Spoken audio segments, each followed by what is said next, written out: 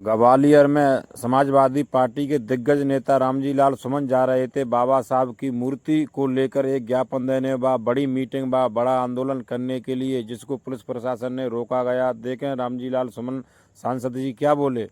ग्वालियर जा रहे थे, क्या वहाँ मामला था और किस तरह की अनुमति या रेट की गई है, क्या आप जान रहे हैं? आज हमारा ग्वालियर जाने का कार्यक्रम था और मुझे बेहद अफसोस के साथ कहना पड़ता है, आप लोग जानते हैं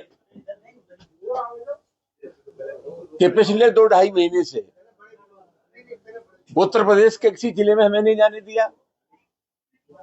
और आज जब ग्वालियर जाने का हमारा प्रोग्राम था तो हमारे मित्रों ने, साथियों ने प्रशासन से जब अनुमति मांगी हमारे प्रोग्राम के लिए, तो वहां से अनुमति नहीं मिली। ग्वालियर जाने का हमारा मतलब सीधा सीधा ये था कि 3 बार मध्य प्रदेश उच्च न्यायालय के मुख्य न्यायाधीश ने ग्वालियर में जो खंडपीठ है हाई कोर्ट की, उसके प्रांगण में बाबा साहब डॉक्टर अम्बेडकर की मूर्ति लगाने का आदेश दिया था। यह अत्यधिक चिंता का सबब है कि कुछ लोग जानबूझ करके ऐसे हालात पैदा कर रहे हैं जिसके चलते वहां तनाव पैदा हो। 3 आदेश होने के बाद भी जब डॉक्टर अम्बेडकर की प्रतिमा वहां स्थापित नहीं हो रही है, इसका सीधा मतलब है ये सरकार की लचर व्यवस्था के चलते हो रहा है। और मैं आरोप लगाना चाहूंगा कि मध्य प्रदेश की सरकार के इशारे पर ही हो रहा है। ये एक मनोवृत्ति है। ये वही लोग हैं, जब हिंदुस्तान का संविधान बनना था फिर इस मनोवृत्ति के लोगों का ये मानना था कि देश में जब संविधान है मनु महाराज का, तो किसी नए संविधान की आवश्यकता नहीं है। ये वही लोग हैं जिन्होंने 55 साल तक राष्ट्रीय ध्वज को स्वीकार नहीं किया। तो एक मनोवृत्ति है, एक मेंटेलिटी है, एक मानसिकता है जो इस अम्बेडकर की प्रतिमा को लगाए जाने का विरोध कर रहे हैं। आप सब लोग जानते हैं उच्चतम न्यायालय में, सुप्रीम कोर्ट के प्रांगण में डॉक्टर अम्बेडकर की प्रतिमा लगी है। और मजेदार बात यह है कि जयपुर हाई कोर्ट के सामने मनु महाराज की प्रतिमा लगी है, जो नारी की प्रतिष्ठा और दलितों की प्रतिष्ठा के खिलाफ थे। ये अजीब मजाक है।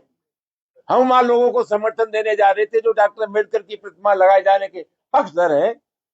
हमें उनसे कहना था कि आप अकेले नहीं हैं, हम आपको अपना समर्थन देने के लिए आए हैं और हम ये चाहते हैं कि तत्काल बाबा साहब डॉक्टर अम्बेडकर की प्रतिमा लगे ग्वालियर खंडपीठ के प्रांगण में। यह अत्यधिक चिंता का विषय है और मध्य प्रदेश की सरकार का जो रवैया है वो अत्यधिक चिंता का विषय है। हम सरकार की शक्तियों को जानते हैं। अगर मध्य प्रदेश की सरकार चाहती तो वह चंद मिनटों में ही डॉक्टर अम्बेडकर की प्रतिमा लग जाती। हम विनम्रता पूर्वक आग्रह करना चाहेंगे कि तत्काल लोग अपनी हरकतों से बाज आए, वहां तत्काल बाबा साहब डॉक्टर अम्बेडकर की प्रतिमा लगे। वरना पूरे देश और दुनिया में बाबा साहब डॉक्टर अम्बेडकर के मानने वालों की एक फौज है। वक्त रहते वहां प्रतिमा न लगी तो ये जन आंदोलन बनेगा, पूरे देश का आंदोलन बनेगा, जिसकी पूरी जिम्मेदारी मध्य प्रदेश सरकार की होगी। आज सपा का वहाँ अनिश्चितकालीन धरना था, उसको अनुमति नहीं दी गई, इसको किस तरह से देखते हैं? वो अनुमति तो मेरे नाम से थी ना। अनुमति देने का मतलब ये था कि हम जा रहे हैं, हमारा प्रोग्राम था।